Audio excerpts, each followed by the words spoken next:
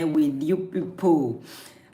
Please go and invite your friends, your loved ones, your neighbors, your siblings, your parents, your colleagues, and your village people. Please tell them the Pesetan Mom is live today, and we've been on the series Social Skills, Survivor Skills. We started that yesterday, and we are going to be concluding that today.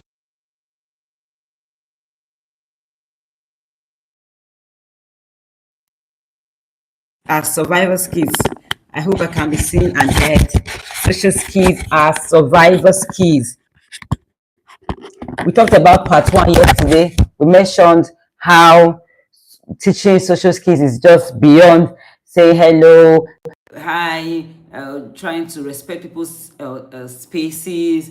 We talked about how it's more important as a survival skill. And we talked about teaching children to distinguish between appropriate and inappropriate touches. We talked about helping children express their needs. These are deep social skills that children need to learn. They should learn safety. We talked about teaching safety, teaching them to prevent danger, how to identify danger. Social skills protect children, and we also taught them that to protect children from abuse. It's not just about saying, can I join you in a game? It's not about just teaching how to join in a game. It's not about just teaching how to say hi, greet people, and all that. They need to learn how to danger and how to recognize danger. They need to learn how to recognize danger. Excuse me, please.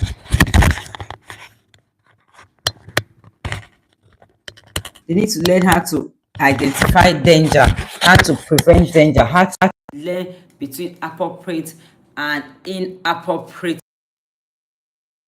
touches. You know, when people are trying to feel uncomfortable because it's well, this network. I don't know if I can be seen, if I can be heard.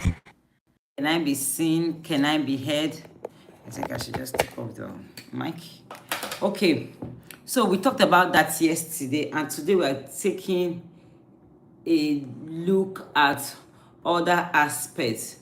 And today we shared some points yesterday. Today we are looking at point 4 of teaching social skills as survival skills, and that is social skills helps children build relationships. Social skills helps children build relationships. God never intended us to live alone. I always say this: we're not created to live alone. Man was not created to live alone. We are not meant to do life alone. We're meant to do life as a group, a community. That's why they used to say that it takes a village to raise a child. We're not meant to do life alone. We're meant to do life as a group. We're meant to do life in a community. You need to disease from I myself, especially parents of children with developmental issues. They like doing life alone. They like being isolated. They like being the world of themselves. They don't like the embarrassment. They don't like the funny stare that people stare at them. They don't want to feel embarrassed, so they like to just be alone.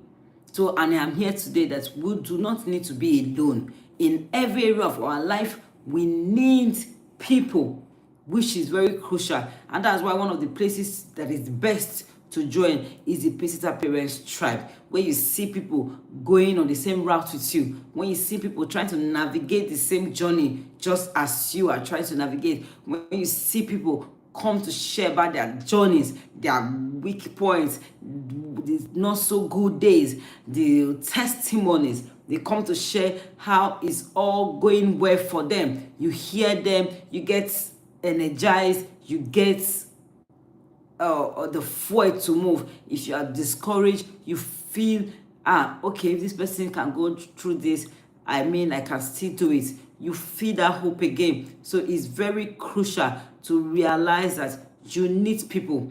God never intended us to be alone. From the beginning, God said it is not good for a man to be alone. That's in Genesis chapter 2 verse 18. If God said something is not good, that means it's not good.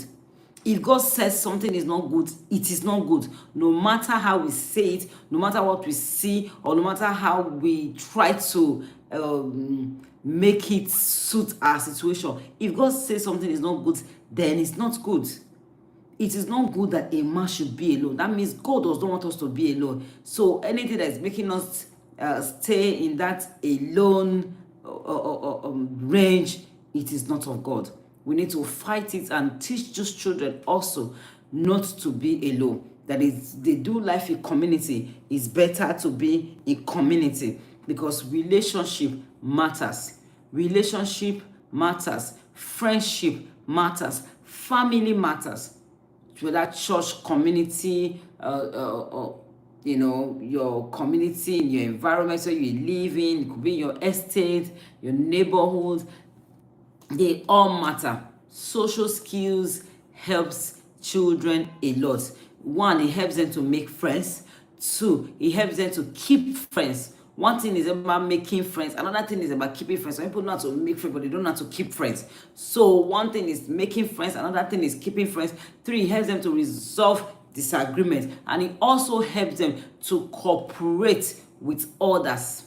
It helps them to cooperate with others and they feel like they belong.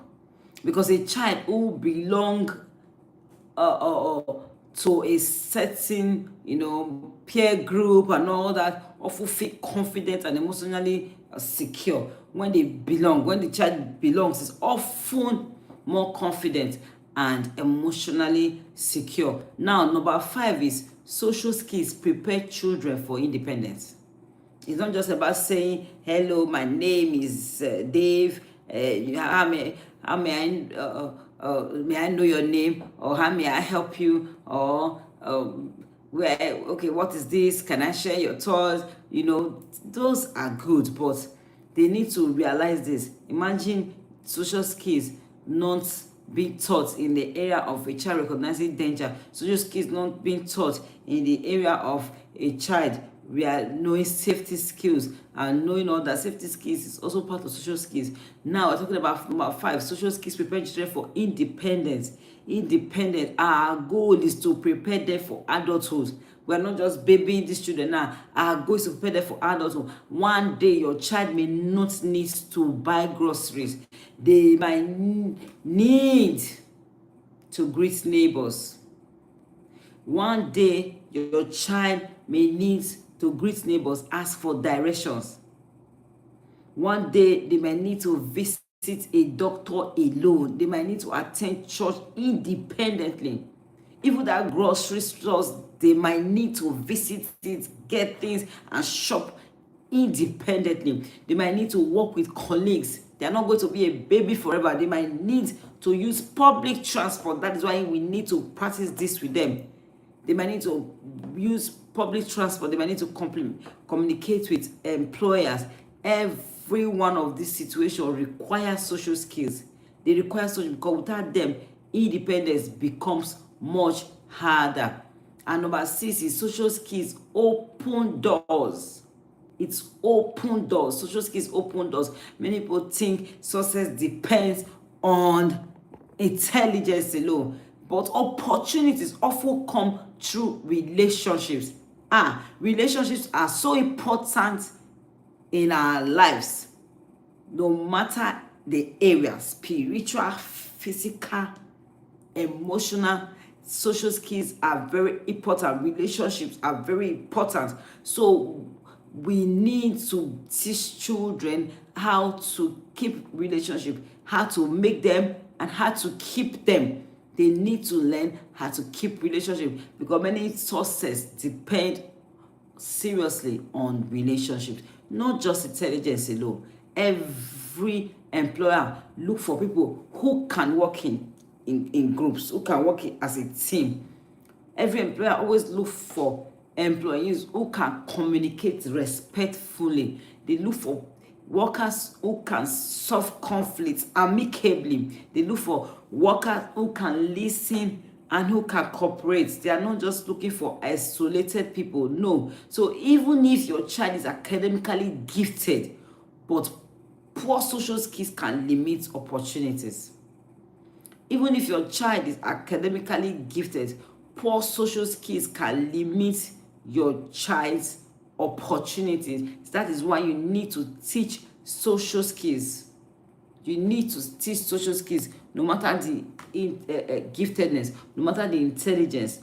Social skills will help them to have that opportunities, and also to keep those opportunities and make full use of opportunities, because it is very, very crucial.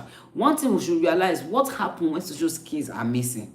What happens when social skills are missing? Now we realize that social skills are survival skills. We realize that it's good to have relationship. Now what happens when social skills are missing? Because when social skills are missing, you find out that the child still live in struggle. There are still areas where the child still struggles. It struggles to associate, blend, communicate, struggles with a whole lot of things as per relating with others. You see, when social skills become missing, a child struggle to make friends, a child will be misunderstood, a child become isolated, a child will experience bullying when social skills is isolated, when it's missing.